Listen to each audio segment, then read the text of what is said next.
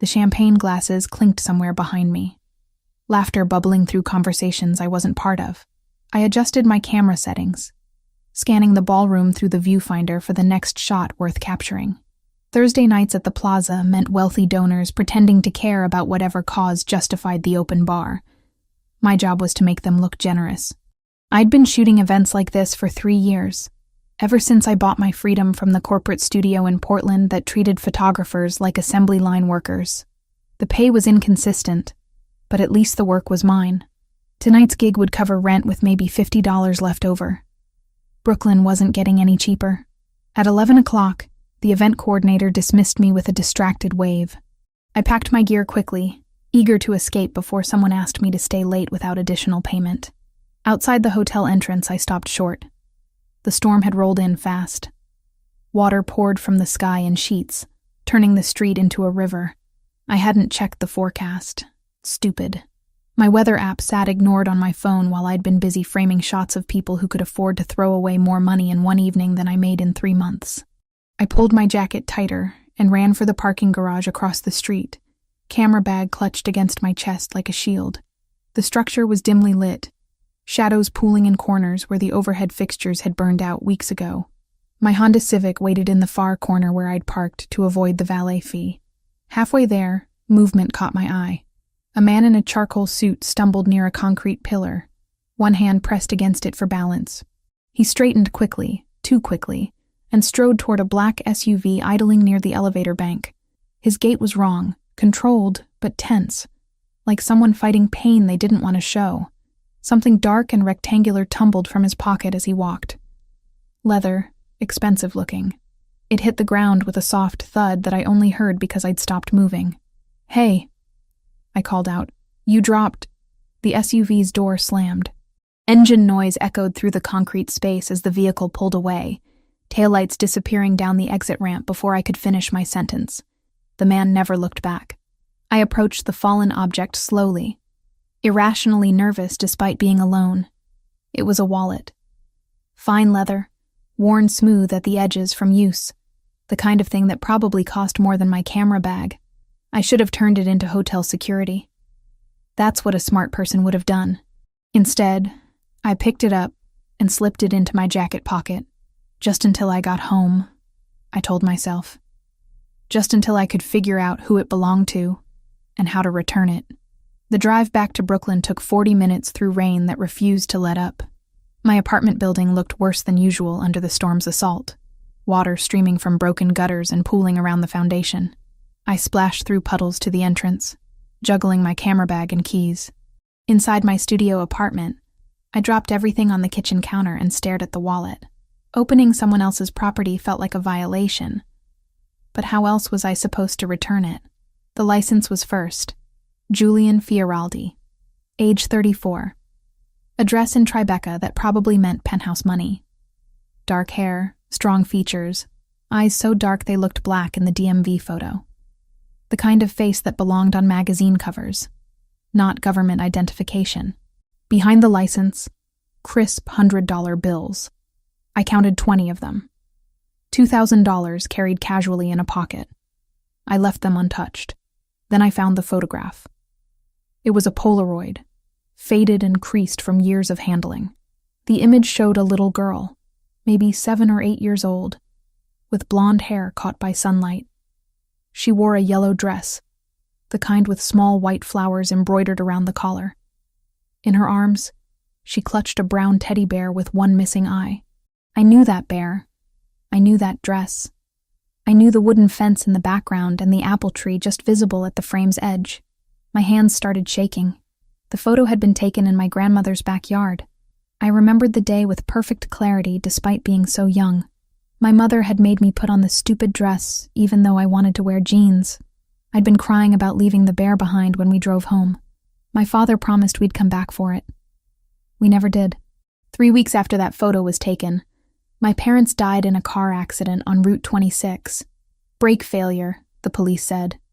Tragic and unavoidable. I was 8 years old. My aunts raised me after that. Both of them gone now. Cancer taking one and a stroke the other. I was alone in the world, except for a handful of acquaintances I called friends, and a best friend who'd stuck around despite my tendency to cancel plans when work got busy. But this photo, this impossible, unexplainable photograph. Why did a stranger named Julian Fioraldi have a picture of me as a child? A picture I'd never known existed. I set the wallet aside and opened my laptop, fingers flying across the keyboard. Julian Fioraldi's digital footprint was surprisingly small for someone who carried $2,000 in cash. A few articles mentioned him as a businessman attending charity functions. Photos showed him at galas, always in expensive suits, always with a reserved expression that revealed nothing. Then I found the forum posts, a true crime discussion board. Users debating organized crime families in the Northeast. Julian Fioraldi's name appeared in a thread about new generation leadership. The posts were vague, dancing around direct accusations, but the implication was clear. I slammed the laptop shut and pressed my palms against my eyes. This couldn't be real. The photo, the money, the hints of criminal connections. It felt like stumbling into someone else's nightmare. Sleep didn't come. I lay in bed watching shadows shift across the ceiling, trying to convince myself there was a logical explanation. Maybe the photo had been bought at an estate sale. Maybe it wasn't even me, just a child who looked similar. Maybe I was losing my mind from stress and too many double shifts. None of those explanations held water. By morning, I'd made a decision. I would return the wallet. Keep the photo for now, just until I understood what was happening. If Julian Fioraldi wanted it back, he could explain why he had it first. Friday crawled past in a haze. I went through the motions at a corporate headshot session, adjusting lights and forcing smiles while my mind spun in circles. Around noon, I called my Saturday client and canceled, claiming a stomach bug. The lie came easily. The guilt came harder when I thought about the lost income. Lunch with Vanessa at our usual cafe near Prospect Park. She ordered a quinoa bowl and studied me across the table with narrowed eyes. "You look terrible," she said bluntly. "What's wrong?" "Just tired." I pushed lettuce around my plate. "Work's been busy. You're a terrible liar, Haley." She set down her fork. "Did something happen?" "Nothing I can explain right now." I met her gaze. "But I'm okay, I promise." She didn't look convinced, but she let it drop. We'd been friends since college, long enough that she knew when to push and when to give me space. Today, she chose space. I got back to my apartment around 3 and found the SUV. Black, tinted windows, idling at the curb directly in front of my building. Same make and model as the one from last night, though I couldn't be certain it was the same vehicle. My stomach dropped. The driver's door opened. A man stepped out, older than Julian, maybe 40, with silver threading through dark hair. He wore a dark suit and moved with the economical grace of someone who'd spent time in the military, or worse.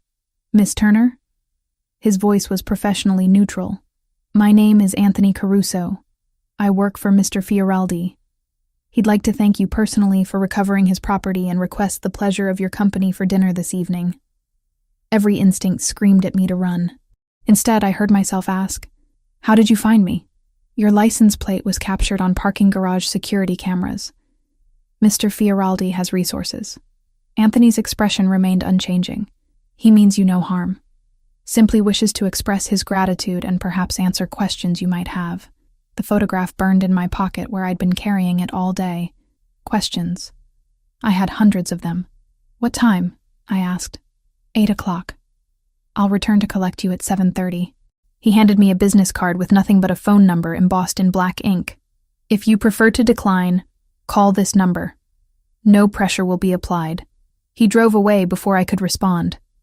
I stood on the sidewalk holding the card, wondering what I'd just agreed to.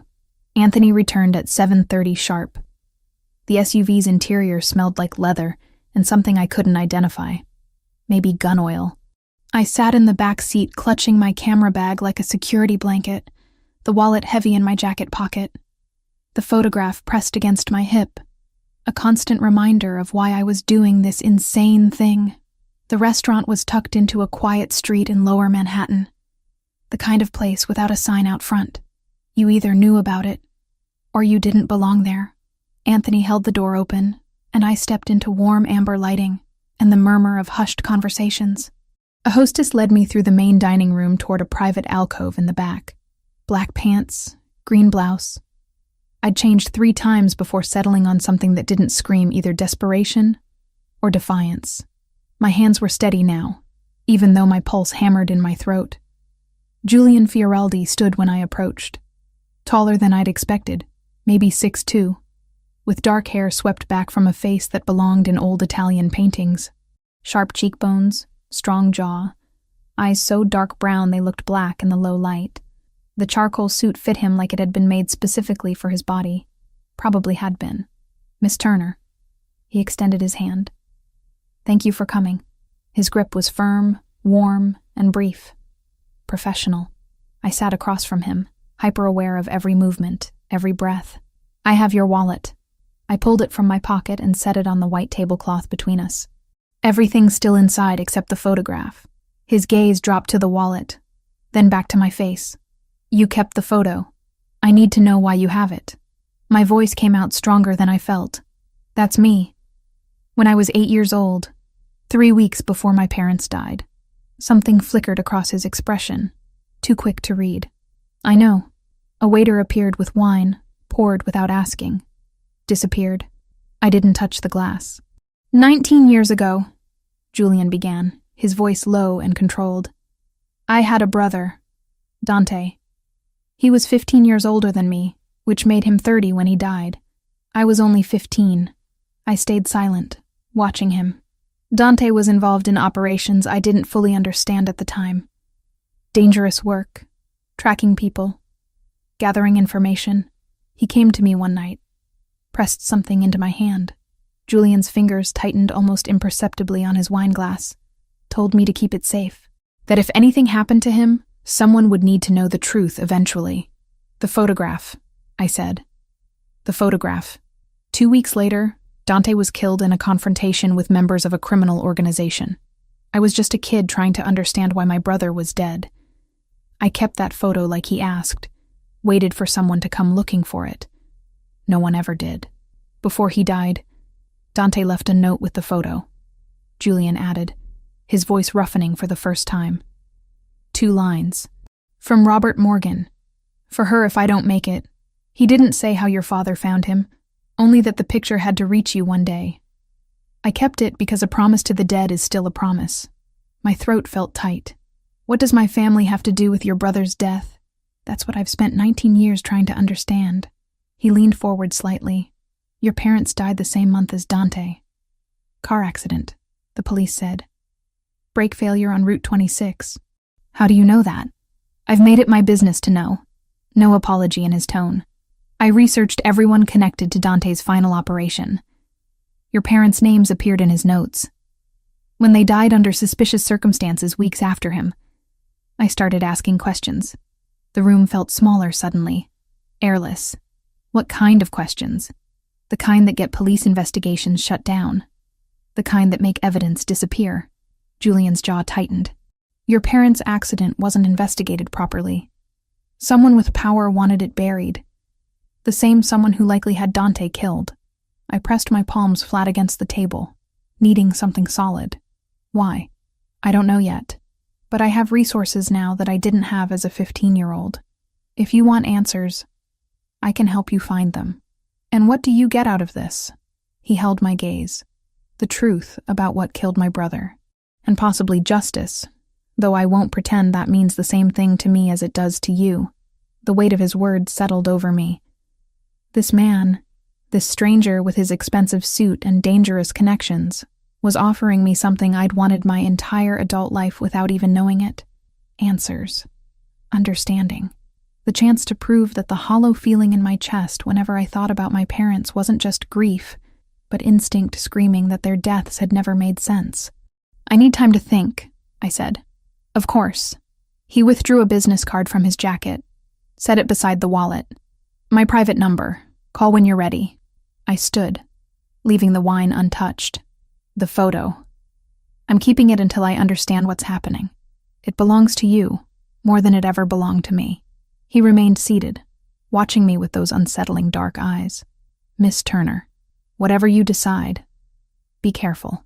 If someone wanted your parents dead 19 years ago, they might not appreciate you asking questions now. The warning followed me out of the restaurant and into the night. I spent Saturday morning staring at my ceiling, then made a decision. If Julian had spent 19 years investigating my parents, he knew more than I did. But I needed to verify his story, find my own evidence before trusting a man who admitted to having dangerous connections. Sunday morning, I drove to the storage facility in Queens, where I'd stashed boxes after my second aunt died 3 years ago. Most of it was junk, things I couldn't bear to throw away but didn't want cluttering my apartment. But somewhere in those boxes were my aunt's files, and maybe something about my parents. The unit smelled like cardboard and dust. I pulled the chain on the overhead bulb and started searching. 2 hours later, my hands were filthy, and my knees ached from kneeling on concrete. But I'd found what I was looking for. The insurance policy hit me first. I'd never thought to question how my aunts paid for raising me. Now I knew. My parents had a life insurance policy, but the beneficiary wasn't my aunts. It was a company called Meridian Holdings, LLC, a name that meant nothing to me. Next came the newspaper clipping, yellowed and fragile. The headline read, "Local couple dies in tragic accident." I'd seen it before, but this time I read every word. Brake failure. Route 26. Survived by daughter, age 8. What I'd missed before was the small addendum printed 2 days later. Barely 3 lines noting that further investigation had been deemed unnecessary by the district attorney's office. Someone had scrawled in the margin, "Pressure from promotoria, file closed." My hands shook as I unfolded the letter. My mother's handwriting, addressed to her sister Margaret. "I'm afraid the decisions we made years ago are catching up to us. Robert thinks I'm being paranoid, but I can't shake this feeling of being watched. If anything happens, please protect our daughter. Tell her we loved her. Tell her we tried to do the right thing, even when it cost us everything." The letter was dated 2 weeks before they died. At the bottom of the box, I found a partially burned document. Most of it was destroyed, but I could make out fragments. Property, Manhattan, trust, a name that might have been a law firm, though the last part was Ash. I photographed everything with my phone, hands still trembling. Then I pulled out Julian's card and dialed. He answered on the second ring. "Miss Turner, I found something. Documents about my parents. An insurance policy that doesn't make sense. A letter from my mother.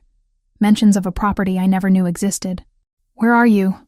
"Storage facility in Queens, but I'm heading home." "Don't." His tone shifted, urgent. "Send me the address. I'm sending someone to collect you." "I have my car." "Leave it. This isn't a request." The line went dead. 20 minutes later, Anthony pulled up in the same black SUV. I climbed in without argument, the manila folder of documents clutched to my chest. Monday morning, I found myself in a Tribeca penthouse that probably cost more than I'd earn in my lifetime. Floor-to-ceiling windows overlooked the Hudson, morning light turning the river silver. The space was minimalist, expensive, controlled, just like the man who owned it. Julian stood at a conference table with another man, both examining the documents I'd brought. Anthony hovered nearby, phone constantly buzzing with messages he ignored. "Meridian Holdings," the other man said. His nameplate read, "Anthony Caruso. Consigliere," whatever that meant. Shell Corporation registered in Delaware. Common structure for money laundering operations. "Linked to what organization?" Julian asked. "Give me an hour." Anthony pulled out his phone, stepped away. Julian turned to me. "The letter from your mother. She mentions decisions made in the past. Do you know what she was referring to?" "No. My aunts never talked about it. I was 8 when they took me in. They focused on keeping me stable, not on the past." "And you never questioned the circumstances?" "I was a child." Defensiveness sharpened my voice. By the time I was old enough to ask questions, my aunts were dying. I had other priorities. He nodded slowly. "The property mentioned in the burned document. That's new information. If your parents owned property in Manhattan that you never knew about, someone has been hiding it from you." Anthony returned, face grim. Meridian Holdings was a front for the Sinaloa cartel's predecessor organization. Shut down 15 years ago when the leadership changed hands, but the shell companies remained active. The room tilted slightly. I grabbed the edge of the table. The cartel, I said slowly. My parents were connected to the cartel? Or they were in the wrong place at the wrong time? Julian's voice was carefully neutral. My brother Dante was infiltrating that organization when he died. If your parents witnessed something, knew something, the cartel would have eliminated them as loose ends. And me? You were 8 years old. Not a threat. Until now. Anthony's phone buzzed again. He answered, listened, and his expression darkened further. We have a problem. Intercepted communication shows the current Sinaloa leadership knows about Haley. They know you've made contact with her. Julian's jaw tightened. When? Intercept was from this morning. They're treating her as a potential liability. A liability? My voice cracked. I don't know anything. They don't know that. Julian moved around the table toward me. They see a connection to a 19-year-old incident that cost them assets and personnel. They see me taking an interest. That makes you dangerous in their eyes. So what am I supposed to do? You stay here. Under protection. Until we can neutralize the threat or convince them you're not worth the risk. I have a life. A job. I can't just disappear.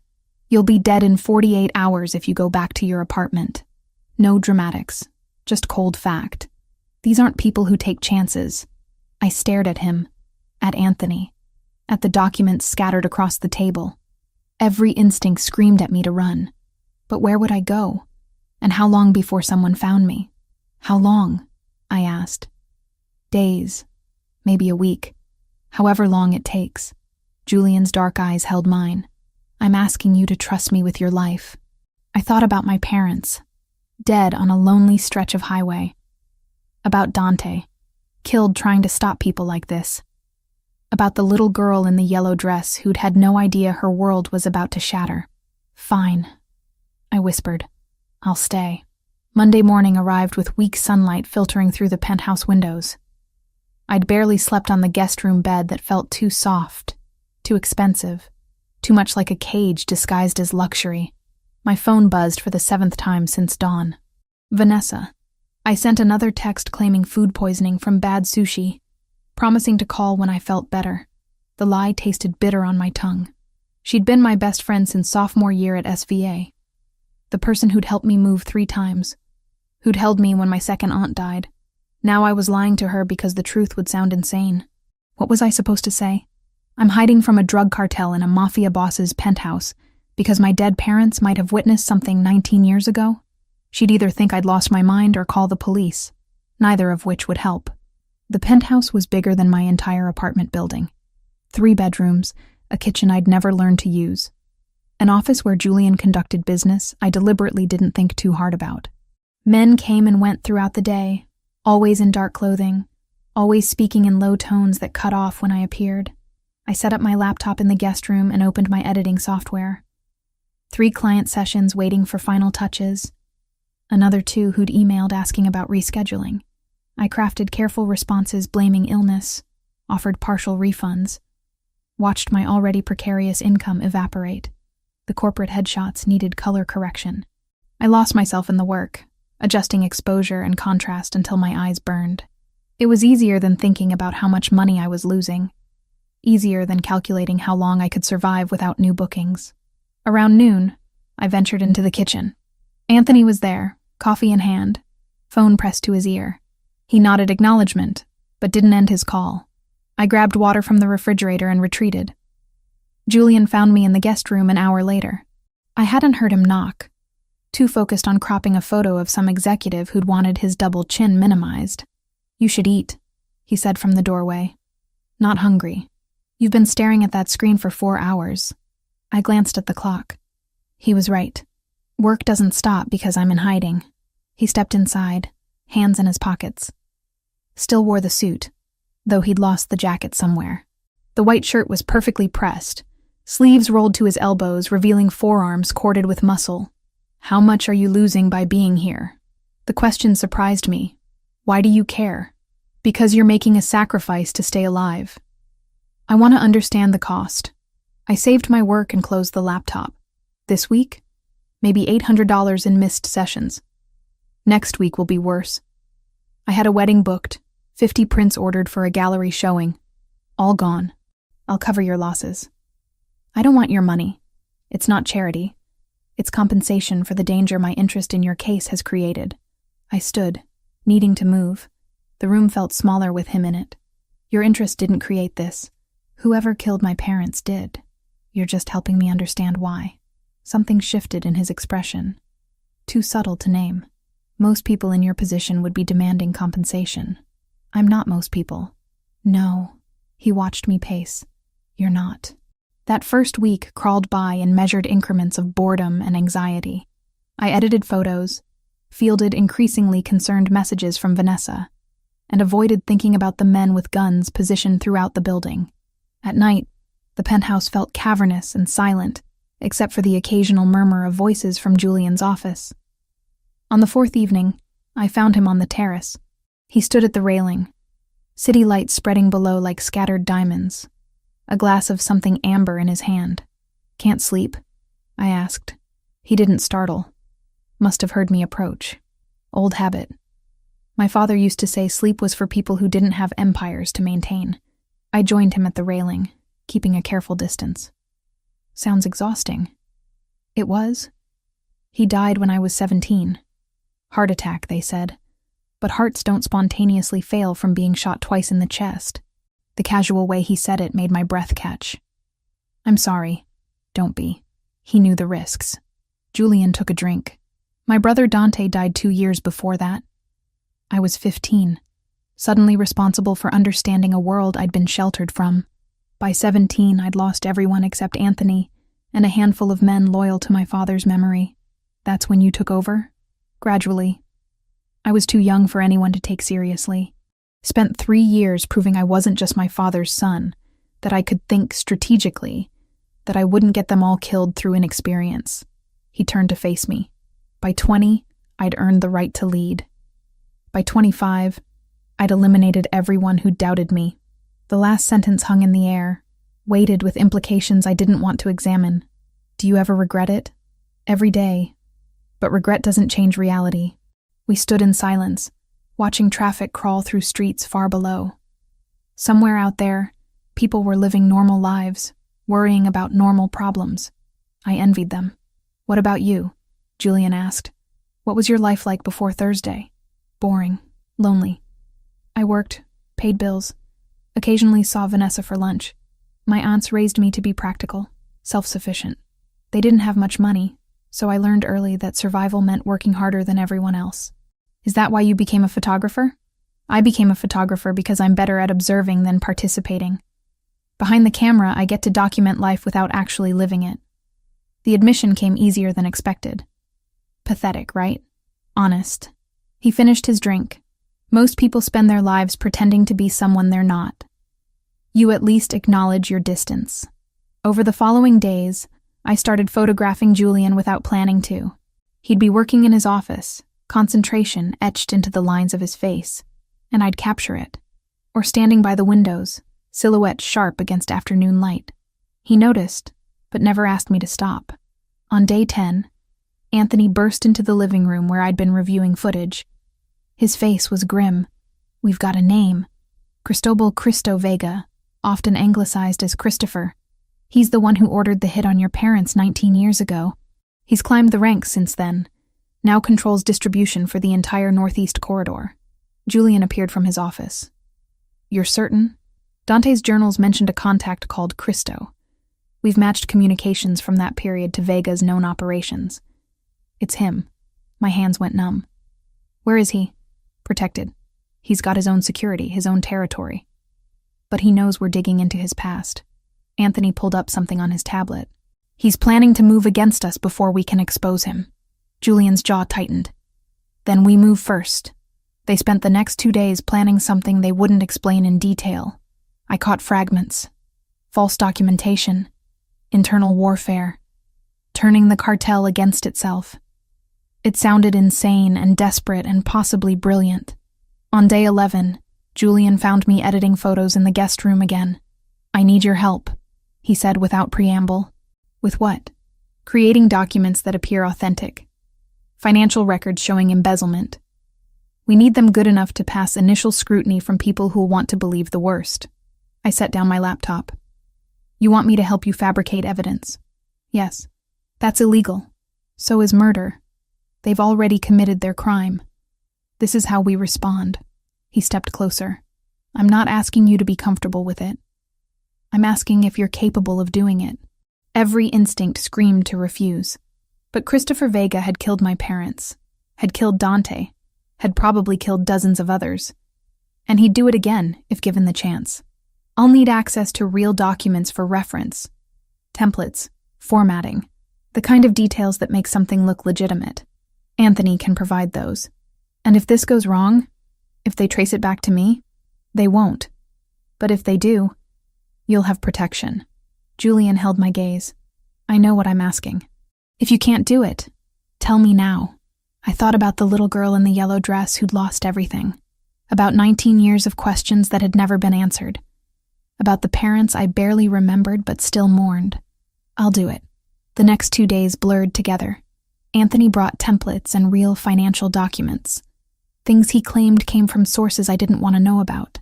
I studied them, learning the patterns, the language, the subtle details that separated legitimate paperwork from obvious fakes. Julian worked beside me, explaining what the documents needed to prove. We fabricated a trail of embezzlement, carefully constructed to look like Christopher had been stealing from his own organization for years. The work was meticulous, demanding, and brought us into close proximity for hours at a time. I became aware of small things.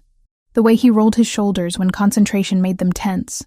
How he drank coffee black but always offered me cream despite me never asking. The scar on his chin that I finally got close enough to notice, thin and white against tanned skin. Once, reaching for the same document, our hands brushed. The contact sent electricity up my arm that had nothing to do with fear. He pulled back first, jaw tight, and we didn't speak about it. By the end of day 12, we had everything we needed. 20 pages of fabricated financial records that would tear Christopher's world apart if his superiors believed them. This will work, Anthony said, reviewing our creation. It's good. Really good. Julian looked at me across the table. You've just helped start a war. Good, I said, surprised by the venom in my own voice. Let it burn. Sunday arrived with false hope. The documents had been leaked late Saturday through channels I didn't understand and didn't ask about. Anthony spent the morning monitoring cartel communications, reporting back in fragments that painted a picture of mounting chaos. Vega's lieutenants are questioning the finances, 3 separate calls demanding explanations he can't provide. Anthony scrolled through his tablet. Internal audit's been triggered. He's losing control. Julian stood by the windows, hands in his pockets. How long until he realizes it's fabricated? Days, maybe a week if we're lucky. But he'll act before then. Desperate men make reckless choices. I tried to focus on editing photos, but my hands wouldn't cooperate. Every sound made me jump. Every shadow through the windows felt like a threat materializing. By nightfall, my nerves were stripped raw. Around midnight, Julian found me attempting to work in the guest room and failing miserably. You should sleep, he said. Can't. Keep thinking about what happens if your plan doesn't work. He leaned against the doorframe. Then we adapt. I've survived worse. Have I? The question came out sharper than intended. I'm a photographer. 2 weeks ago, my biggest problem was affording rent. Now I'm hiding from cartels and fabricating evidence. This isn't my world. No, but you're handling it better than most would. Before I could respond, the alarm screamed. Every window, every door, every access point shrieked in overlapping tones that burrowed into my skull. Julian moved instantly, grabbing my arm and pulling me toward the hallway. His grip was iron, purpose driving every motion. Stay behind me. His voice cut through the noise. Don't argue, don't hesitate, just move. We reached the hallway as Anthony emerged from his room, gun already drawn. 2 other guards materialized from positions I hadn't known they occupied, weapons ready, faces grim. 6 hostiles breaching ground floor, Anthony said, pressing a finger to his earpiece. Security's engaging. The The sound of gunfire erupted from below. Not like movies, sharper, more violent, punctuated by shouting I couldn't decipher. My legs turned to water. Julian's hand on my back kept me upright, kept me moving toward what he called the safe room. The penthouse had a reinforced panic room I'd never seen. Julian keyed in a code and shoved me inside. Stay here. Don't come out until I personally tell you it's clear. Wait. The door sealed, cutting off my protest.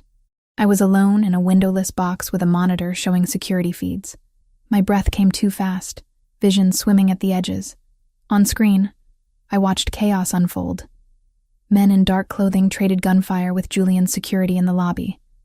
Muzzle flashes lit the feed in strobing patterns. One of Julian's guards went down, clutching his leg. Another dragged him behind cover. The invaders advanced, methodical and professional. Then reinforcements arrived. More of Julian's men pouring from exits I hadn't known existed, surrounding the attackers from multiple angles. The invaders retreated fast, abandoning their wounded advance. Within minutes, they'd fled. The all-clear didn't come for 20 minutes. When Julian finally opened the safe room door, his face was carved from stone. It's over. They're gone. I stumbled out on shaking legs. Your man who went down. Leg wound. He'll live. Julian turned away. Anthony's handling cleanup. I followed him to his office, where he sank into the chair behind his desk. That's when I noticed the blood, a dark stain spreading across his left shirt sleeve, dripping onto the expensive wood. You're hurt. I crossed the room before thinking. It's nothing. Piece of broken glass when a window shattered. Let me see it. Haley, let me see it. I grabbed his arm, not gently. He winced but didn't pull away. The cut ran along his forearm, maybe 3 inches long. Deep enough to need attention, shallow enough that he'd been ignoring it. I grabbed tissues from the desk, pressed them against the wound. His blood soaked through immediately, warm and too red. You could have been killed, I said, hands trembling as I applied pressure. But I wasn't. That's not the point. My voice cracked. None of this was supposed to happen. You said I'd be safe here. I was wrong. The admission came quietly. I miscalculated how fast Vega would move. I put you in danger. I looked up and found him watching me with an intensity that stopped my breath. We were too close. His blood on my hands, adrenaline still screaming through my veins. The space between us felt electric, charged with everything we hadn't said. His free hand came up, cupped my face, thumb brushing my cheekbone. I'm sorry, he whispered. I leaned in. So did he. Our mouths were inches apart when Anthony burst through the door. Boss, we've got a problem. Police are on their way. Neighbors called in the gunfire. Julian pulled back, jaw tightening. How long? 5 minutes, maybe less. He stood, all business again. Tell everyone the story. Attempted robbery. Security responded. Suspects fled. No mention of cartel connections. Get the wounded to Dr. Sarno's clinic, not a hospital. Already arranged. And the woman? She was never here. Julian looked at me. You were visiting a friend in Queens. You know nothing about this. I'm not leaving you to deal with this alone, I protested. You don't have a choice. He moved to a wall panel, pressed something that made a section slide open, revealing a stairwell. Anthony, take her down to the garage. Keep her in the car until the police clear out. Anthony grabbed my elbow. I tried to resist, but he was stronger, pulling me toward the hidden stairs. The last thing I saw was Julian wrapping his bleeding arm with a towel, preparing to lie to authorities with the same calm he'd used when offering me dinner 2 weeks ago. The garage was underground, dark, smelling of concrete and motor oil. Anthony guided me to a black sedan and locked the doors from outside. Through tinted windows, I watched police lights flash blue and red against the walls. An hour crawled by. Then 2. My hands still shook. I kept seeing the security feed, the gunfire, Julian's blood on tissues I'd dropped somewhere in his office. When Anthony finally returned, dawn was breaking outside.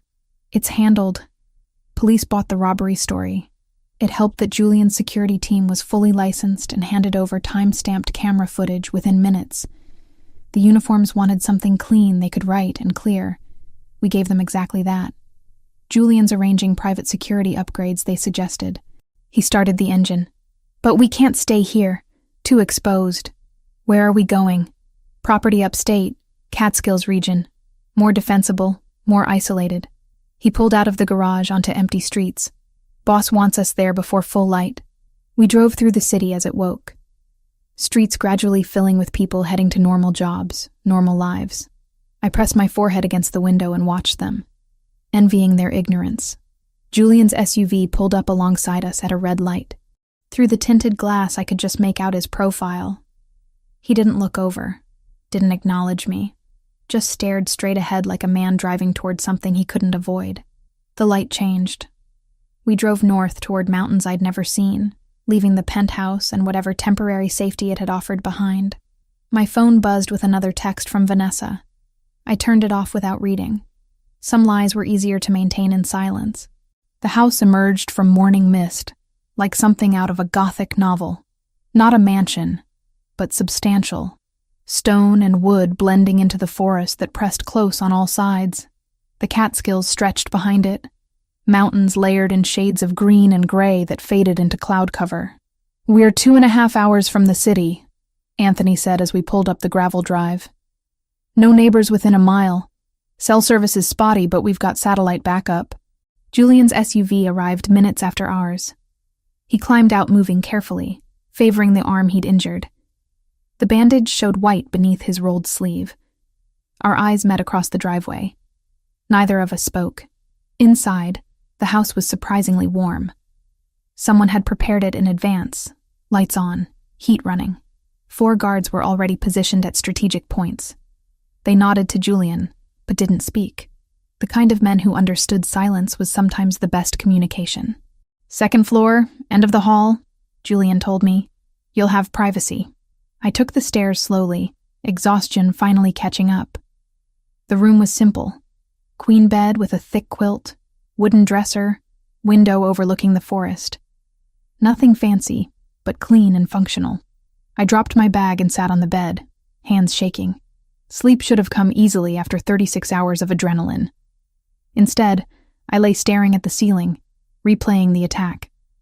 The sound of gunfire, Julian's blood on my hands, the certainty I was about to die in a penthouse that had stopped feeling temporary. When I finally drifted off, the nightmares found me immediately. Gunfire, running, my parents' car skidding off Route 26 while I watched from impossibly far away. Julian's face as bullets tore through him. I woke gasping, sheets tangled around my legs, dawnlight just beginning to filter through the window. The pattern repeated itself for 3 days. I'd try to work, editing photos with hands that wouldn't quite steady. Every sound made me jump. A door closing, wind rattling windows, footsteps in the hall that were just Anthony checking security. Julian noticed but kept his distance, watching me with concern he didn't voice. By Wednesday, I forced myself outside. The forest beckoned, autumn colors painting the trees in fire. I grabbed my camera and walked until the house disappeared behind me. Found a stream cutting through rock, water so clear I could count stones on the bottom. I photographed everything. Light through leaves, water over moss. The patterns bark made on ancient trees. It was therapy, focusing on composition instead of fear. Behind the lens, I could breathe again. Julian found me there an hour later. Didn't speak, just sat on a fallen log and let me work. His presence should have felt intrusive. Instead, it anchored me, reminded me I wasn't alone in this nightmare. "Better?" he asked eventually. "Getting there." I lowered the camera. "How's your arm?" "Healing. You did good work with minimal supplies." I wasn't exactly thinking clearly at the time. Neither was I. He stood, offering a hand to help me up. "Dinner's ready. Anthony made pasta." Apparently that's his one domestic skill. The evenings developed a rhythm. The 3 of us at the table, 4 guards rotating shifts outside, conversations that started professional and drifted personal as the wine flowed. Anthony telling stories about Julian as a teenager, serious and driven even then. Julian countering with tales of Anthony's disastrous attempts at romance. I watched them interact, seeing the decades of history in shorthand glances and half-finished sentences. They weren't just employer and employee. They were brothers in everything but blood. "What about you?" Julian asked Wednesday evening. What were you like before the world got complicated? I was never uncomplicated. I pushed food around my plate. Even as a kid, I preferred watching to participating. My aunts used to worry I was too quiet, too internal. They kept signing me up for activities I'd photograph instead of joining. That why you became a photographer? That, and it's hard to be lonely when you're documenting other people's lives. The admission surprised me, though I guess that's just another form of loneliness. Julian's expression shifted. Understanding flickered there, raw and unguarded. I spent most of my 20s building walls so high nobody could see what was inside. Told myself it was strategic, maintaining distance. Really, I was just terrified of being vulnerable. Are you still terrified? Constantly. He held my gaze. Especially now. The air between us changed, charged with something we'd been ignoring for days. Anthony cleared his throat and excused himself, suddenly fascinated by security reports. That night, the storm rolled in around 10. Thunder shook the house, rain hammering against windows. The power cut out with a decisive click, plunging everything into darkness before the generators kicked in. Emergency lighting cast the house in dim amber glow. I found Julian in what passed for a library. Built-in shelves lined with books I suspected he'd never read. Leather furniture arranged around a fireplace that crackled with real flames. He stood by the window, glass of whiskey catching firelight, watching the storm tear through the trees. "Can't sleep?" I asked from the doorway, thinking. He didn't turn. "About how many mistakes I've made getting you here." I crossed to him, stood close enough to feel heat radiating from his body. "I'm not your responsibility." You became my responsibility the moment I decided to investigate your parents, instead of letting the past stay buried. That was my choice too. I could have walked away after dinner at the restaurant, could have refused to come to the penthouse, could have said no a dozen times. I touched his shoulder, felt him tense. "I'm here because I chose to be." He turned then, setting the glass aside. "Why?" "Because you're the first person in 19 years who took my questions seriously. Because you looked at that photo and saw a child who deserved answers, not a liability to be managed." I stepped closer. "Because when you touch me, I don't feel alone anymore." His hand came up, cupped my face, thumb brushing my cheekbone like he had in the penthouse before Anthony interrupted. "This is a terrible idea." "Probably.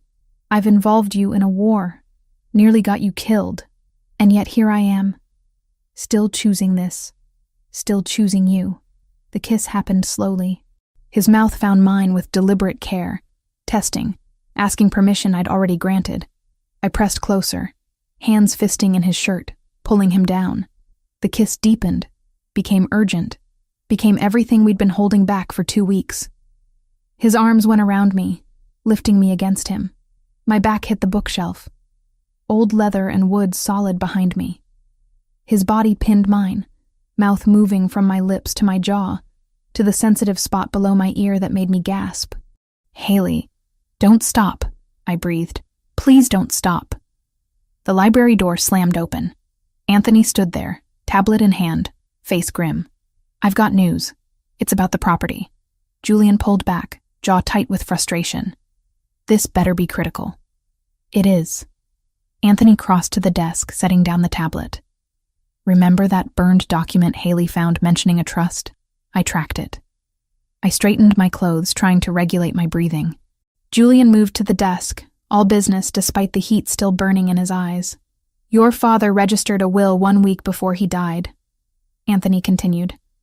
"Left a commercial property in Manhattan to you through an obscure trust structure. The trust was controlled by a lawyer named Gerald Simmons, who coincidentally died 3 years ago. I never knew about any property," I said. "That's because Simmons never told you. He kept collecting fees while the property generated income that went straight into accounts you couldn't access." Anthony pulled up documents.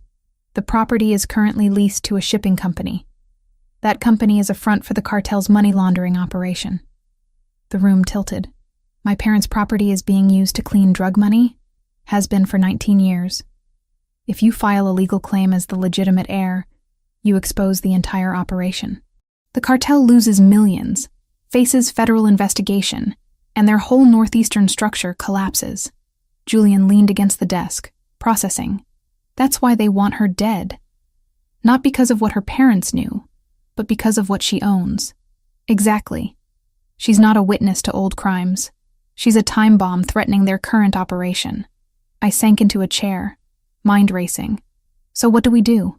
Julian looked at me, something calculating in his expression. We make you too dangerous to kill. If you file that claim publicly, through legitimate legal channels, with media attention, your death becomes the worst possible outcome for them. It would trigger automatic investigations, freeze their assets, destroy everything they've built. You want to use me as bait. I want to make you untouchable. He crossed to where I sat. It's risky, but it's the only way to end this permanently. I thought about the photo Julian had carried for 19 years. About my parents. Killed for knowing too much or owning too much. About the little girl in the yellow dress who'd never understood why her world shattered. I pulled the photo from my pocket. You should have this back. You've kept it safe all these years. Julian's expression softened. It belongs to you. It always did. Your father must have given it to Dante for safekeeping, hoping you'd find your way back to your own history. Then let's make a copy. One for each of us. A reminder of why we're doing this. He took my hand, squeezed once. Deal. We'll scan it tomorrow. Frame them both. Your past doesn't have to be carried by just one person anymore. Outside, thunder rolled across the mountains. Inside, we started planning how to turn me from a target into a weapon the cartel couldn't afford to fire. Julian's lawyer arrived Thursday morning. Richard Brennan, 50-something with silver hair and the kind of confidence that came from winning cases most people considered unwinnable. He spread documents across the dining table like a general planning a siege. The property claim is straightforward legally, he said, tapping a finger on the deed. Your father's will is legitimate, properly witnessed, filed with the county clerk.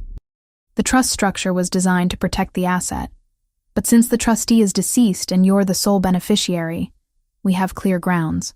How long will it take? I asked. Filing? 2 days. Resolution? Months, normally. But given the publicity we're planning, the current occupants will likely vacate before we ever see a courtroom. He looked at Julian. You're certain about the journalist angle? Michael Torres is reliable. Former investigative reporter for The Times, now freelance. He's been looking for a story big enough to break into national syndication. Julian leaned back in his chair. We feed him the address, financial irregularities at the shipping company, connections to known shell corporations. He does the rest. And if the FBI doesn't bite, they will. Torres knows how to frame stories that force official action. Public pressure, media scrutiny. The Bureau can't ignore money laundering on this scale once it's front-page news. I listened to them discuss strategy like it was a chess game, moving pieces across a board I was only beginning to understand. My life, my safety, my future. All dependent on convincing strangers that my claim was legitimate while simultaneously exposing criminals who'd already tried to kill me. I have a condition, I said, interrupting their planning. Both men looked at me. When the property sells, I want the proceeds to establish a foundation. For victims of organized crime, specifically children who've lost parents, medical expenses, education costs, counseling. The things my aunts struggled to provide because insurance companies and government agencies don't care about collateral damage. Richard blinked. That's a significant decision. The property's value is estimated at $5 million minimum. I know what it's worth. I also know my parents died protecting something, and I'm not going to profit from their deaths. This money goes to helping kids like I was. Kids who deserve better than being forgotten. Julian's expression shifted. Not surprise, exactly. Something closer to respect. How much do you want to keep? $3 million to the foundation. The rest for living expenses, starting over when this is done. That's fair. More than fair. Richard said quietly. Most people in your position would take everything and run. I'm not most people. The next morning, we drove back to the city. Not the penthouse. A neutral office in Midtown where Richard filed the paperwork with a clerk who barely glanced at me.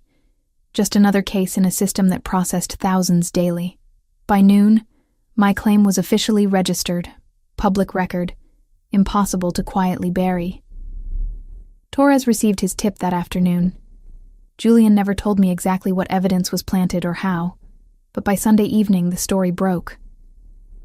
Shipping company fronts, massive money laundering operation, screamed the headline across every major news site. Torres had done his homework. Financial records, testimony from anonymous sources, the property's ownership trail leading back to my parents and forward to shell corporations with cartel connections. The article was meticulous, damning, and most importantly, it named the specific address. The FBI issued a statement Monday morning announcing a formal investigation. Federal agents descended on the property by Tuesday. News cameras captured everything. Men in suits carrying boxes of evidence, police tape cordoning off the building, official statements about ongoing operations. The lawyer disappeared, Anthony reported Wednesday morning. Gerald Simmons's son found his apartment empty. No signs of struggle, just gone. Neighbors saw him leave with 2 men yesterday afternoon. Dead? I asked. Almost certainly. The cartel doesn't leave loose ends. The thought should have bothered me more than it did. A man was probably dead because of actions I'd set in motion. But Simmons had profited from my parents' murders for 19 years, had kept me from inheritance that could have changed my life. I couldn't summon sympathy for him. By the end of the week, the cartel had evacuated the property. Torres published a follow-up piece tracking the financial losses, conservative estimates putting it at $12 million in cash alone, plus untold amounts in disrupted operations and frozen accounts. The entire Northeastern distribution network was scrambling to relocate, burning resources and exposing vulnerabilities. Christopher Vega is under pressure from his superiors, Anthony said Friday evening. Intercepted communications show they're blaming him for the security breach. He's desperate. Desperate enough to do something stupid? Julian asked. Already has. He's put out a contract on Haley. $500,000 to anyone who brings proof of death. My stomach dropped. So we're back where we started. Not quite. Julian pulled up something on his tablet. I spent the last 3 days establishing insurance. False digital trails suggesting you have automated systems set to release information if you die. Names, dates, financial records that would burn operations across 6 states. It's all fabricated, but the threat is believable. Will that stop them? It'll make them think twice. Killing you becomes the nuclear option. They'd rather negotiate, find another solution, or wait you out hoping you'll make a mistake. But Vega didn't wait. Saturday morning, Anthony intercepted a communication that changed everything. He's trying to negotiate directly with you, Anthony told Julian, phone still pressed to his ear. Wants a meeting, says he can explain everything, offer compensation, make this go away quietly. Julian's jaw tightened. He's panicking, losing control. His superiors are probably demanding action and he's grasping at any option.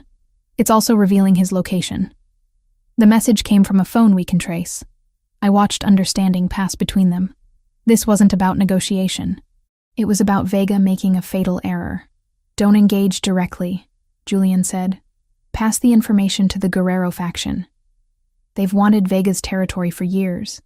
Let them know he's vulnerable, distracted, making desperate moves. Anthony nodded and disappeared to make calls. Julian turned to me, expression carefully neutral. It'll be over within days, maybe a week. Vega won't survive what's coming. Because we're setting him up to be killed by his own people. Because he made choices that put him at war with rivals who don't forgive weakness. We're simply providing information. What they do with it isn't our responsibility. The rationalization was thin, but I understood the logic. Direct action meant direct risk. This way, the cartel tore itself apart while we stayed safely removed from the violence. 4 days later, news broke about a body found in a warehouse in New Jersey. Multiple gunshot wounds, no identification. But Anthony confirmed what official channels wouldn't. Christopher Vega was dead, executed by people he'd once called allies. That evening, Julian found me on the back porch watching sunset paint the mountains gold and purple.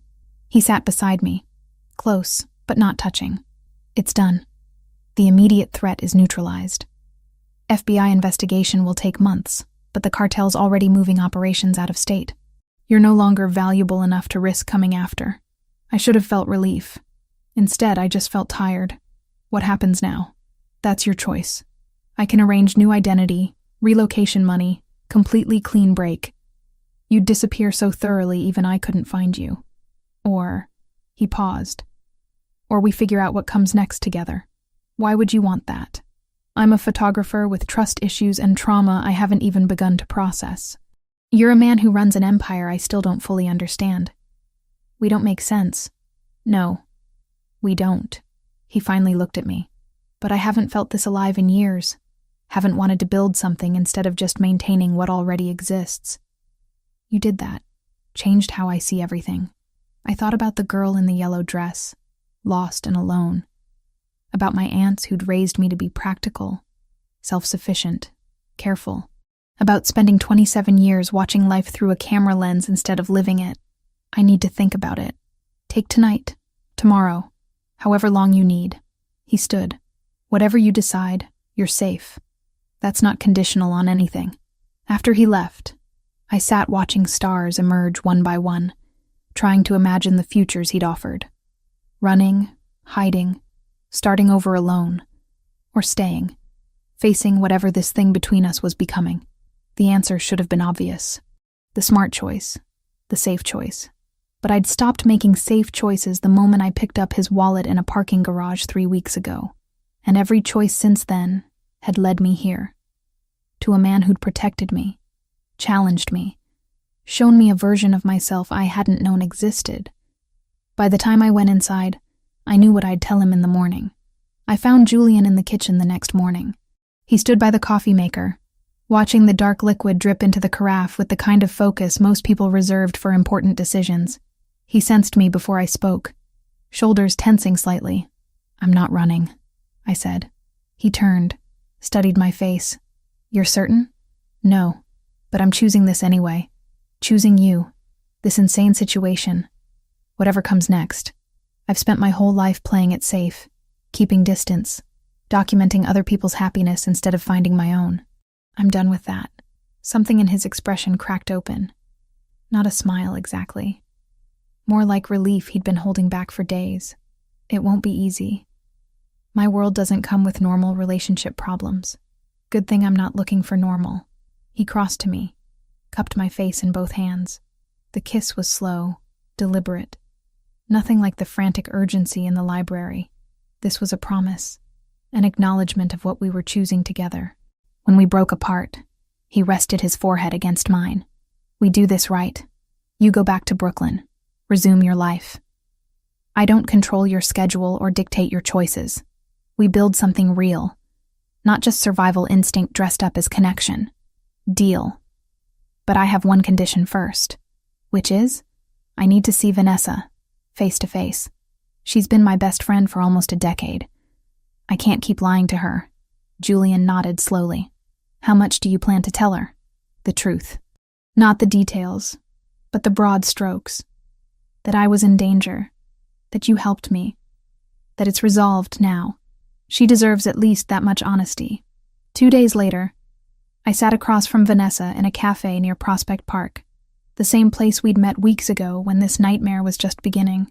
She'd ordered her usual quinoa bowl but wasn't eating it, just pushing food around while glaring at me with justified anger. 3 weeks, Haley. 3 weeks of texts claiming you were sick, then traveling, then dealing with family stuff. I know you don't have family left except me, so which part was the lie? Her voice was sharp, hurt bleeding through the fury. All of it. I wrapped both hands around my coffee cup, needing something solid. "I'm sorry. I was protecting you by keeping you out of it." "Out of what, exactly?" I'd rehearsed this conversation a dozen times. Nothing prepared me for how hard it was to actually say the words. "Remember when I told you I found something strange? It was connected to my parents' deaths. Dangerous people got involved. Someone helped me get through it safely, but I couldn't tell you without putting you at risk." Vanessa's expression shifted from anger to concern. "Someone hurt you?" "Tried to. They failed." I met her eyes. "It's over now. The people who threatened me are gone. But I had to disappear for a while, and I couldn't explain without making you a target too. This someone who helped you, is he the reason you look different?" I blinked. "Different how?" less alone. Like you finally figured out there's more to life than observing it through a camera lens. She leaned back, arms crossed. I want to be angry. I am angry, but I'm also relieved you're alive and apparently involved with someone who puts that look on your face. His name is Julian. It's complicated. Everything about you is complicated, Haley. That's not new. She finally picked up her fork. But I need you to promise me something. If you're ever in trouble again, you tell me. Even if it's just, I can't explain, but I'm safe. I can't help if I don't know you need it. I promise. And Vanessa, thank you for not giving up on me. You're stuck with me. Someone has to make sure you eat vegetables and occasionally leave your apartment. She paused. This Julian. Do I get to meet him? Eventually, when we figure out what normal looks like. The property sale moved faster than Richard Brennan predicted. The publicity, FBI investigation, and criminal implications scared off most potential buyers, but a development company looking to renovate bought it for $4.8 million. After legal fees and back taxes, I cleared $4.5 million. I sat in Richard's office signing paperwork that changed my life with a pen that probably cost more than my monthly rent used to. The foundation is established, Richard said, sliding another document across his desk. $2 million initial funding, additional $1 million in reserve for operational costs. You'll need a board of directors, but I've taken the liberty of contacting several organizations that work with children affected by organized crime. They're eager to partner. What about the rest? After taxes, you'll have approximately $1.2 million remaining. Invested conservatively, that's $40,000 to $50,000 annual income without touching principal. You'll never be wealthy, but you'll be comfortable. Comfortable. The word felt foreign. I'd spent my adult life calculating whether I could afford both groceries and electricity. Now I was signing papers that meant never worrying about rent again. I want to name it after my parents, I said. The Morgan Family Foundation. For kids who lost parents to violence. Consider it done. That evening, Julian found me in the guest room at the Catskills house, staring at financial documents I couldn't quite process. You gave away most of your inheritance, he said from the doorway. I used it for something that matters. There's a difference. He sat beside me on the bed. Most people wouldn't see it that way. I'm not most people. My parents died protecting something they believed in. This money came from their deaths, from 19 years of corruption and criminal activity. Using it to help kids like I was feels like honoring them properly. Julian picked up one of the documents, scanned it. The foundation structure is solid. Richard did good work. He mentioned you covered his fees. Consider it an investment in something worthwhile. I leaned against him, exhausted by paperwork and emotion. What happens to your business now? With the cartel disrupted, Christopher dead, everything exposed. We adapt, move operations, restructure territory agreements, rebuild what was damaged. But I'm also reconsidering some aspects. He paused. You made me think about legacy differently. What I'm building versus what I'm maintaining. Whether power for its own sake is worth the cost. That sounds like progress. Don't expect miracles. I'm not suddenly going legitimate or retiring to become a philanthropist. But maybe there are smarter ways to operate. Less violence, more strategic thinking. Businesses that don't rely on human suffering. It wasn't redemption. Wasn't even close to the moral high ground. But it was movement in a direction that didn't make me hate myself for caring about him. The next week passed in strange normalcy. I worked on foundation planning, consulted with organizations about program structure, and slowly rebuilt my photography client list. Julian split time between the Catskills and the city, handling business I deliberately didn't ask about. At night, we'd sit by the fire talking about futures that felt more possible than they had any right to be. Anthony reported that the FBI investigation was proceeding exactly as planned. Charges were being prepared, assets frozen, operational networks dismantled. The cartel's northeastern presence was effectively destroyed. Any retaliation attempts? Julian asked. None. The internal message has been clear. Haley Turner is off limits. The cost of touching her is too high. Anthony glanced at me. You've become more valuable alive than dead. Congratulations on weaponizing yourself. That's the strangest compliment I've ever received. In our world, it's the highest form of respect. 2 weeks after Christopher's death, Julian took me back to Brooklyn. My apartment looked exactly as I'd left it, dust-coating surfaces, mail piled behind the door. It felt like stepping into a museum of my former life. "Security system is upgraded," Julian said, showing me the new panel. "Cameras on all entry points, direct line to my people, panic button that brings response in under 3 minutes. This feels excessive for a photographer in Brooklyn. Humor me. At least until we're certain there's no residual threat." I agreed, because arguing felt pointless, and because a small part of me was still afraid. That night, sleeping in my own bed for the first time in a month, I dreamed of the girl in the yellow dress. But this time, she wasn't alone. Someone stood beside her, hand on her shoulder, protecting her from storms she couldn't see coming. I woke to sunlight and my phone buzzing with a text from Julian. "Dinner tonight? Actual date.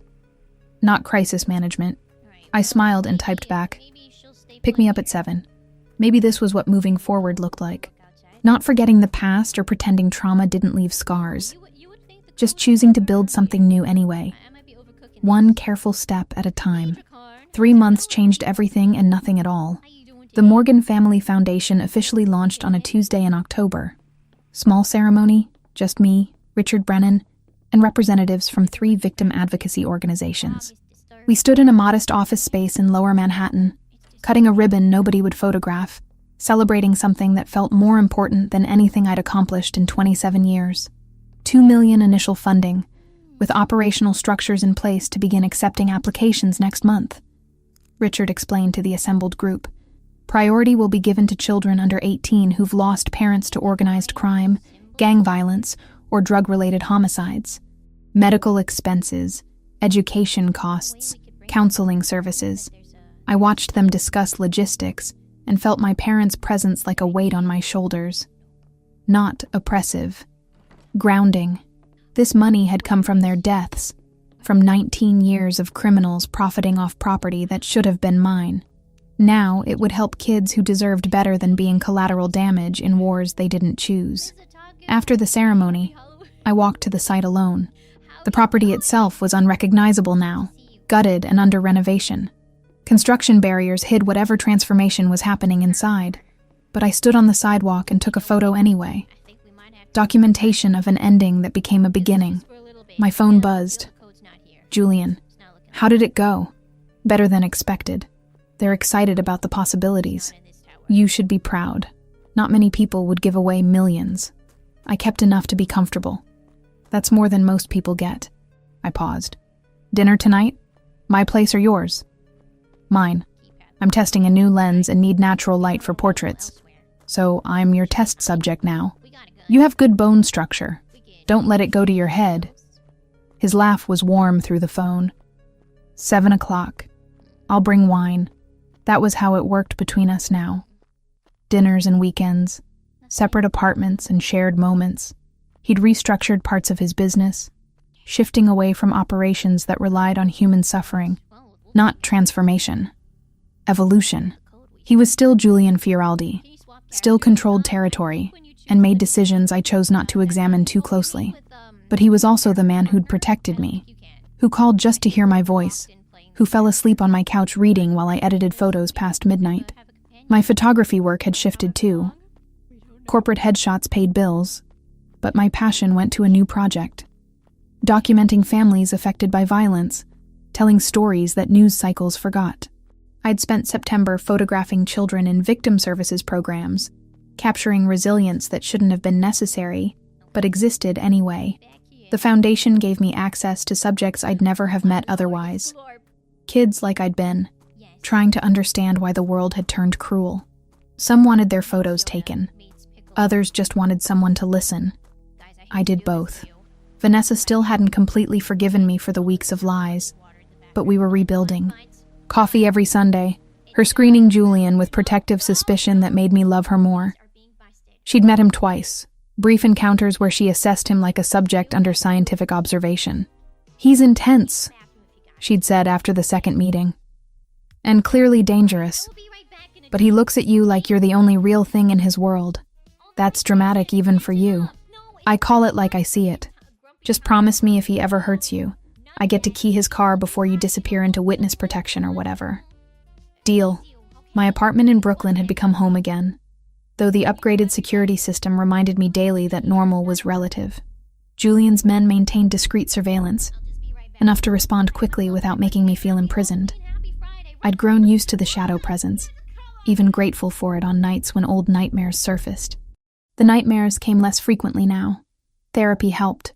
Weekly sessions with Dr. Reeves, who specialized in trauma and didn't flinch when I mentioned cartels and gunfire. She helped me understand that survival wasn't the same as healing. The carrying fear didn't make me weak. You're allowed to be angry, she'd said during our last session, about what was stolen from you, about having to grow up too fast, about being pulled into violence you didn't choose. I'm more tired than angry. Tired of looking over my shoulder, of calculating risk in every decision. That's normal given what you've experienced. But Haley, you're also building something new. The foundation, your relationship, the documentary work. Those are choices moving you forward, not just reactions to the past. She was right. For the first time since my parents died, I felt like I was living instead of just surviving. The documentary project led me back to my grandmother's property upstate. The house had been sold years ago, but the new owners allowed me access to photograph the backyard. The same fence, the same apple tree. Older, but still standing. I brought my camera and the courage I'd been gathering for weeks. Set up the tripod in the exact spot where someone had photographed me at 8 years old in that yellow dress. This time, I wore jeans and a charcoal sweater, hair loose, expression steady rather than confused. The self-timer clicked. I held position for 10 frames, capturing something I couldn't quite name. Not replacement of the past. Acknowledgement that the girl in the yellow dress had survived, had grown, had found her way back to this place with scars, but also strength. I showed Julian the photos that evening at his Tribeca penthouse. He'd moved back after security upgrades, though he spent most weekends at my place or the Catskills house. He studied the images in silence, the old Polaroid beside my laptop for comparison. The yellow dress and the contemporary portrait, separated by 19 years, and everything that had happened between. You're planning to exhibit these, he said finally, as part of a larger series. Before and after, trauma and survival, the children we were, and the people we became. It's powerful work, Haley. Important. I saved the files and closed my laptop. I want to frame both photos for your office. The original Polaroid your brother gave you, and this new one, side by side. Why my office? Because you kept that photo safe for 19 years when you didn't have to. Because you saw a child who deserved answers, not a problem to be solved. Because sometimes secrets we carry aren't burdens. They're bridges to people we were always meant to meet.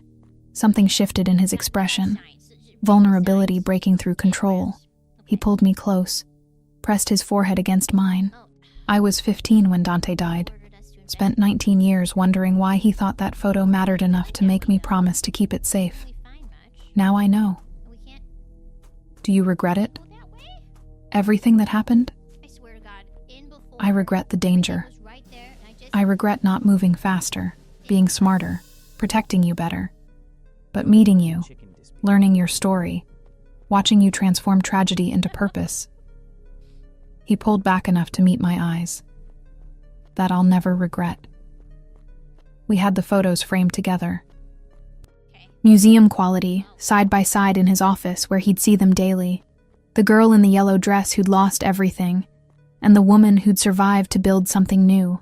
Not redemption, not forgetting. Just proof that sometimes the worst moments of our lives lead us exactly where we need to be. 6 months after everything began, I stood in Julian's office looking at those frames while he took a call. Anthony was there too. Reporting on business I still chose not to understand completely. The operation had changed, shifted toward less violent revenue streams, but it remained what it was. I'd made peace with dating a man whose world operated outside conventional morality.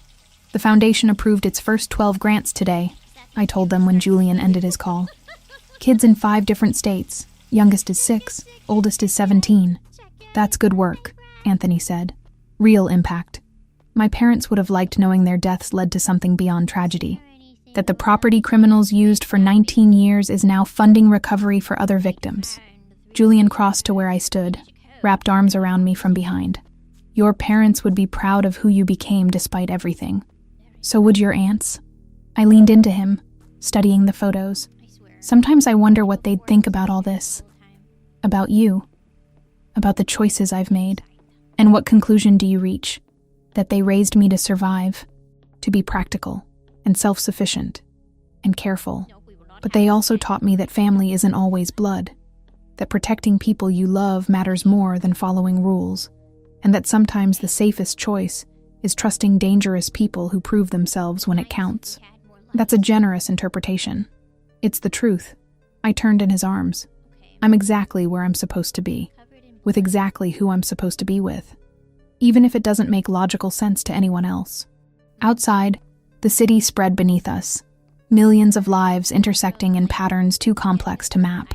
Somewhere in that chaos, other children were losing parents, other people were making impossible choices, other secrets were being kept that would take years to understand. But in this moment, in this space, the girl in the yellow dress and the woman she'd become existed side by side. Not separate, continuous, proof that survival wasn't just about staying alive. It was about finding meaning in the scars, purpose in the pain, and sometimes unexpectedly, love in the unlikeliest places. Julian kissed the top of my head. Ready to go home? Which home? Whichever one feels right tonight. I smiled against his chest. Brooklyn. I promised Vanessa Sunday brunch and she's still convinced you're secretly a supervillain. I appreciate her commitment to your well-being. She just wants me happy. And are you? Happy? I considered the question seriously. 3 months ago, I'd been hiding from cartels, fighting for survival, terrified of every shadow. Now I was building foundations, creating art, loving someone who saw past my defenses to the person I'd been afraid to become. Getting there, I said. One careful step at a time, and maybe that was all any of us could do. Take the broken pieces of our pasts, the scars that marked us, the secrets we carried, and build something new. Not perfect, not safe, but real and ours and worth fighting to protect.